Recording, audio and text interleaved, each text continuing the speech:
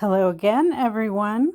Here is another pet peeve that I have on FamilySearch, and that is something that comes from Ancestry. There are certain groupings of records, I guess you'd call them, or certain aggregated records, and I put records in big fat double quotes right in the middle of the air on Ancestry. The nature of the collections is dubious, to say the least. And you can see them on screen here. One is called U.S. and International Marriage Records, 1560 to 1900. Another is called Family Data Collection, Births. And another is called U.S., there it is again, it's U.S. and International Marriage Records. But there is also Family Data Collection Marriages, Family Data Collection Deaths. There are a whole bunch of them. Any of these family data collections or this U.S. and International Marriage Records, there's another one that's some kind of Dutch collection. Anyway, the source of these collections is not a primary record source like a census record or an actual birth certificate or some sort of a baptismal record from a church or anything like that. What was done at some point on Ancestry, and I don't know when, and I don't know why, and I don't really care at this point, I just know that it was done and it was done poorly, is a collection was created by Ancestry, and the source was a whole bunch of trees, which means if a couple of people used one another's information and took information that didn't have any actual historical record to back it up of a birth date or of a marriage date or of a spousal name or something like that, and enough trees did it, at some point, again, I don't know when, I don't know why, I don't care, Ancestry made it into a record collection, made it into an actual record. So what they say is, there is a collection, it is called U.S. and International Marriage Records, 1560 to 1900, and that says, cumulatively, a bunch of trees said that these two people got married in this year, or on this date, or in this place, or this man's wife's name was such and so, when in fact there's no evidence of her name at all. No evidence one way or the other. Not that it's wrong, not that it's right, simply that there's absolutely no evidence of the name of the woman who a man married. So these collections are crap, and they have to be gotten rid of.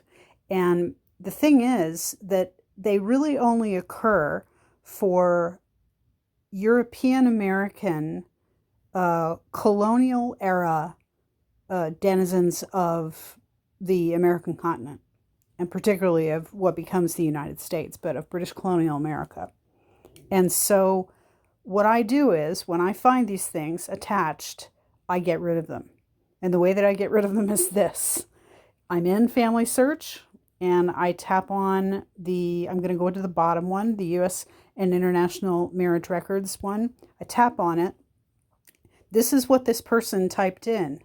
You see this? The author of the record is Ancestry. The author of the record is not a church or a publisher who had access to or rights to some kind of a document or anything like that. You can see that it's crap, and it gives, information, but this information, nobody knows where it came from. And so what this person did, this person Oshoa, in posting this to, or adding it to FamilySearch, is this person just literally cut and pasted the information from Ancestry.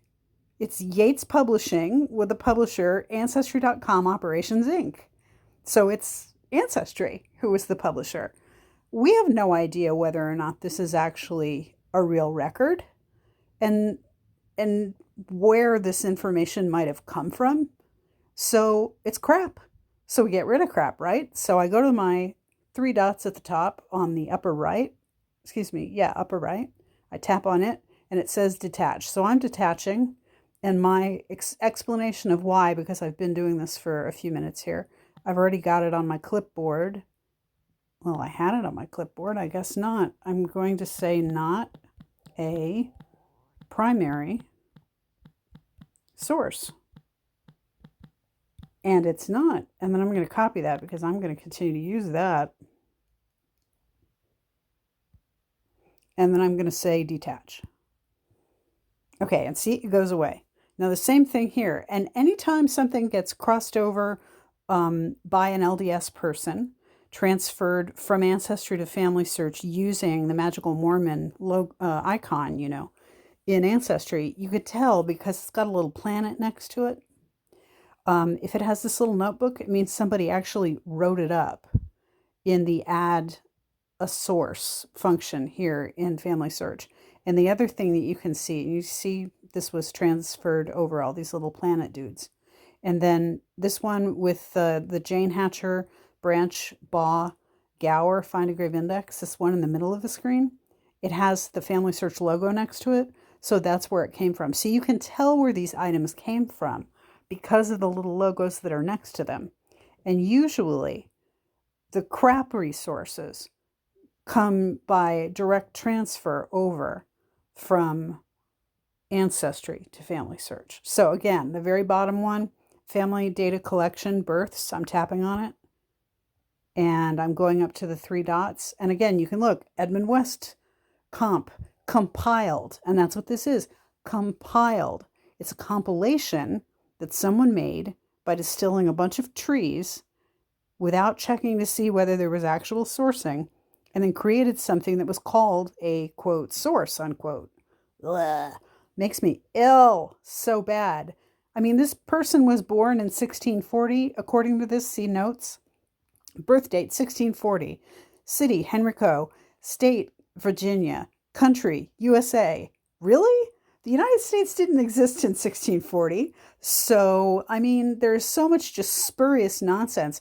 This says the publisher date was 2001. Ugh, man, so bad. So we're getting rid of this.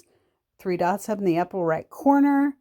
We're going to go detach. I'm going to paste not a primary source and detach it.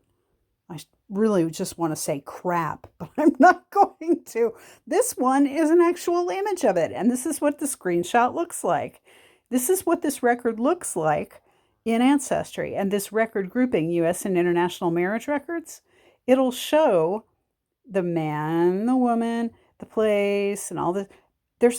Where's the record? Where's a document that comes from a church that says these people were married? Where is the birth certificate or the birth record of any kind from a church or from anywhere, I don't know, from some sort of municipality that says this person was born in 1640? There isn't one. It's crap. Sorry, I need to go back to that. I don't know why that went away. So bye-bye. We're getting rid of you. Detach. Paste in the reason. Not a primary source. Bye-bye. Now, I don't even know what the rest of these look like, but it just scares me. Oh, these are clipped. This is so horrible.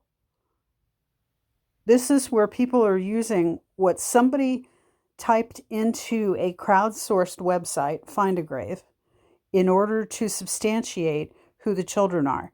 It could be right. It could be wrong.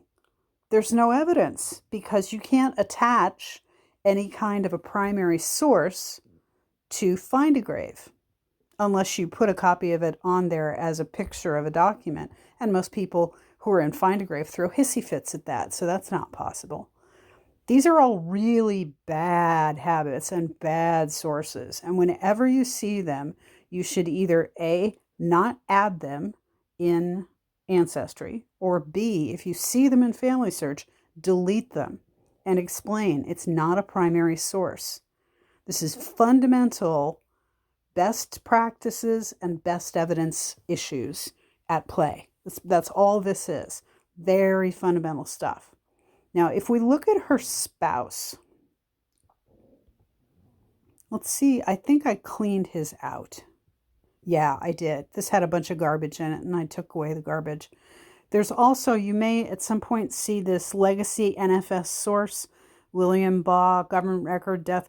That is because in an earlier incarnation of FamilySearch, excuse me, in an earlier incarnation of FamilySearch, someone asserted in typing information in that this person died in 1675. You will notice that it now says that William Baugh died in 1677, however. So this is old information in the line marked legacy NFS source, and there's no telling where it comes from. I know because some of the stuff that I typed in like 2009, 2010 about some of my ancestors saying this is from a family Bible, that got turned into legacy NFS source, the name of the person, and then it said family Bible, and then the data, whatever it was, like the place and the time, whatever, of the event, whatever that event was. And so there's a lot of spurious, nonsense crap. So we looked at Jane Hatcher, right? Let's look at Jane Bird. Let's see what we've got. So these are some interesting things. These are actual, okay, here's another one. Ancestry family trees. Using ancestry family trees as a record or a proof of something in Ancestry is crap. Because other people's trees are crap. And you know that because you've heard me say that 1,000 times. So I'm going to tap on Ancestry family trees. And you can see it was crossed over from Ancestry, as were these other items, because they have the planet next to them. And I'm going to, and it was done friggin' weeks ago. I'm going to tap, detach, and paste that it is not a primary source and detach it. And that's the best that we can do. Ugh. So annoying. So annoying. Let's see about William Baugh's other spouses, or Jane Hatcher had multiple spouses. Let's look at William Addie Branch. And we're just going to see. Are there some really crap sources in here or not? This is moving really slowly. I don't know what the deal is with that. May not be able to. Who knows? Let's look and see if Abel Gower. There's Abel. Let's look at his sources. Okay, so... Okay. Here we go, more. These also U.S. and Canada passenger and immigration lists index. This is some kind of an index, and it's a page number 117. It's a record. Yeah, the actual image was not available. You see that under notes? The actual image was not available. That's because there is no actual image. It's not a real record. It's not a primary source. It's a compilation. It's an aggregation. It's crap. It's a created record. And that's it. So we're getting rid of that.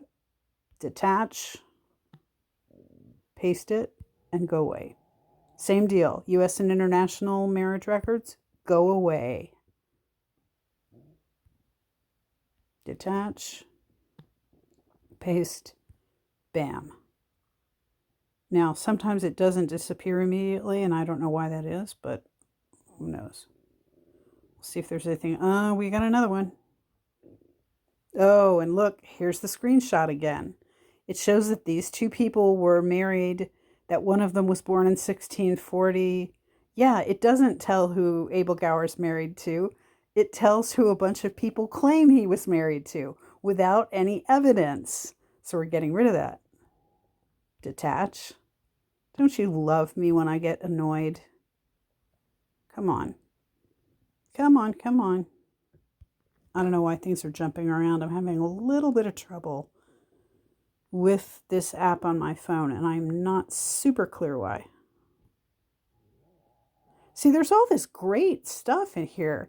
In memories, there are all these great documents, but then there's this crap. And you just have to get rid of that garbage.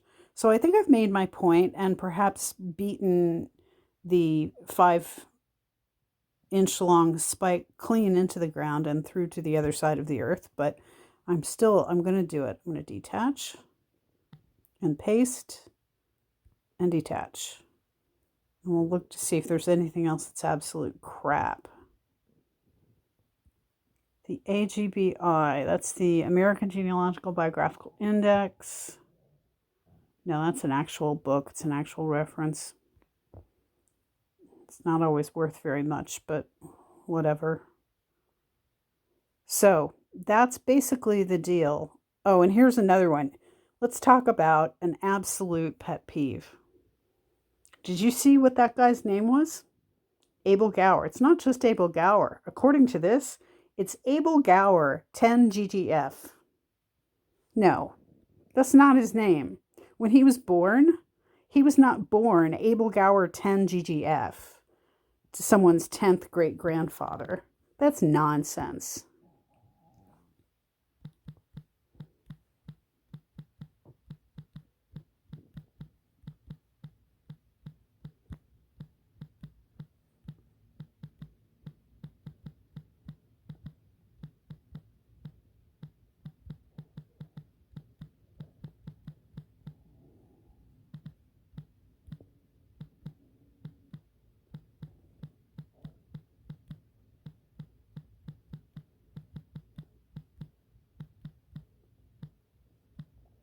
I'm going to try not to be snotty here.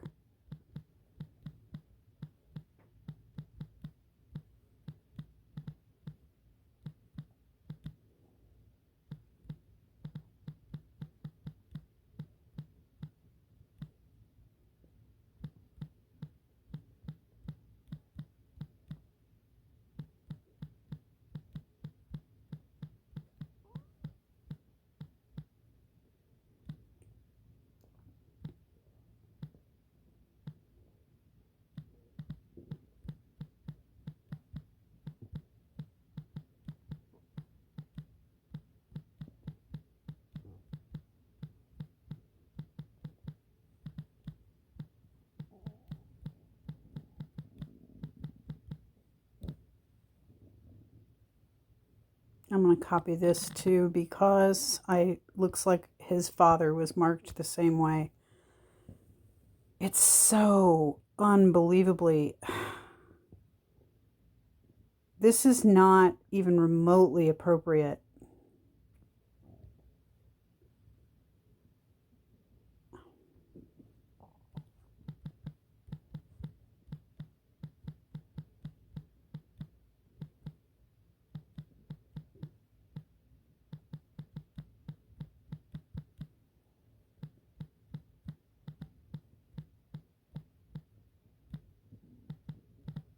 I'm just saying that. This makes me so mad when people do this because they just really do everything that they can to screw up.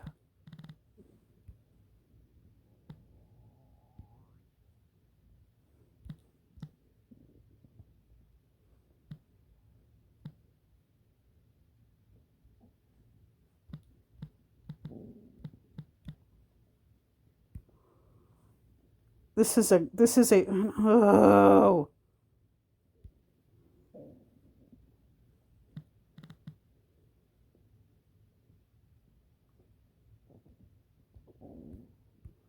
This is so frustrating. I mean, I just don't even understand why it is that people have even the remotest notion that any of this is right.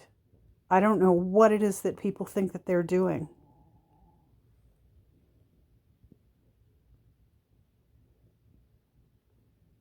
I don't even know what town that is because see when I tap on it, it brings up a list of potential Bedwardine. What? Seriously, there's no town that's offered in this list that's even remotely close to what that person entered manually. But I'm not going to mess with it because I don't know what evidence there could be for it. So I'm not going to touch the things that I know are you know, if I don't know about it, I'm not going to touch it. But it makes me really, really angry when people do that, because it is so inconsiderate of others. It's like pretending that this tree is an individual person's and it belongs to just them. And it doesn't. The main thing that you have to know about FamilySearch is that it is a one world tree and it belongs to all people and all users. I'm going to go finally at the end of my tirade, and I'm going to show you how somebody is handled correctly. I'm going to take you to John Horace Warren. He's my grandmother's grandfather, and he's the one who had the two wives that I found that he actually had. He was a bigamist, and he had one wife in Iowa and another one in Illinois, and he just basically went back and forth between the two families. And for a long time, at least, they didn't know about each other. And then at some point, my ancestors, she ended up finding out about the other woman. But anyway, this is how it's supposed to look.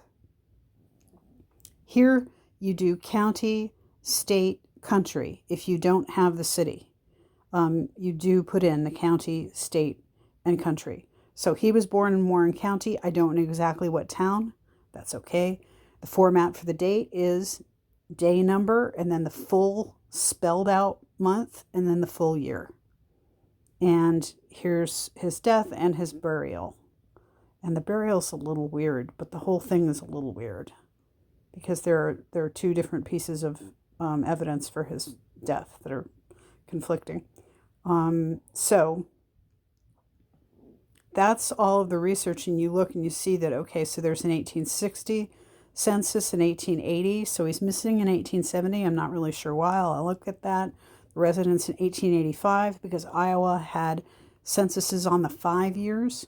And then we've got, Then we've got 1900. He was in Illinois. And we've got another 1900. They moved from Illinois to Iowa. That was my family. 1910, he's in Iowa. 1910, he's also in Illinois. Because he's going back and forth between his two families.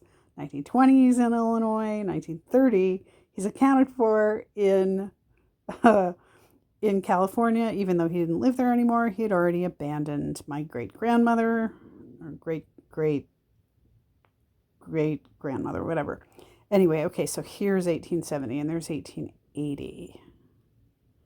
Yeah, he's in both Missouri with my people, and then back with the other wife in Illinois. So crazy. Anyway, this is what the sources look like.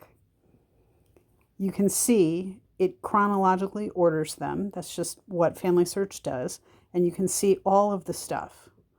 1860, 1870, 1874 when he was married, 1880, 1880, 1884, 84, 85, 88 when he married the other woman. Oy vey.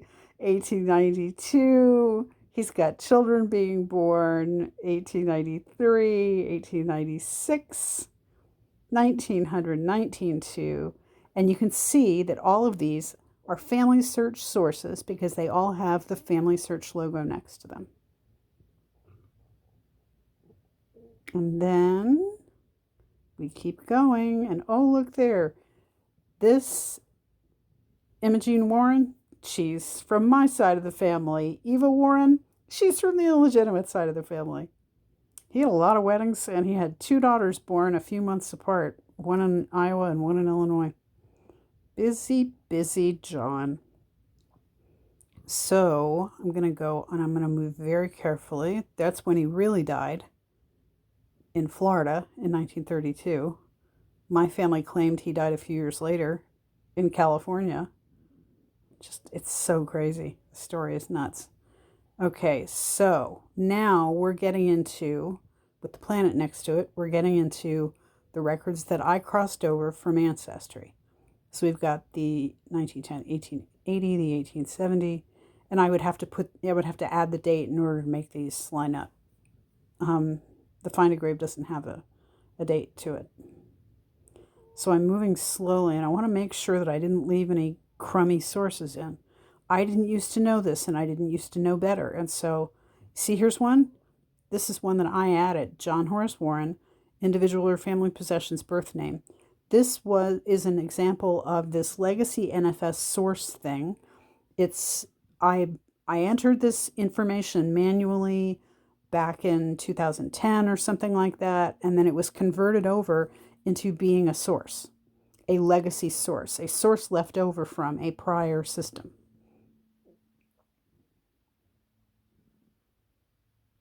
I'm looking. I want to make sure there's no garbage here.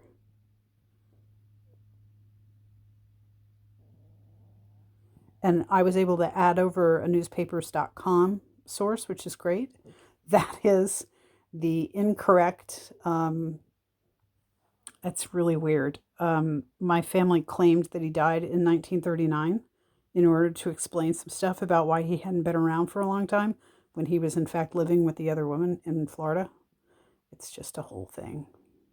Okay, this is clean. This is what it should look like. All of these collections are real collections.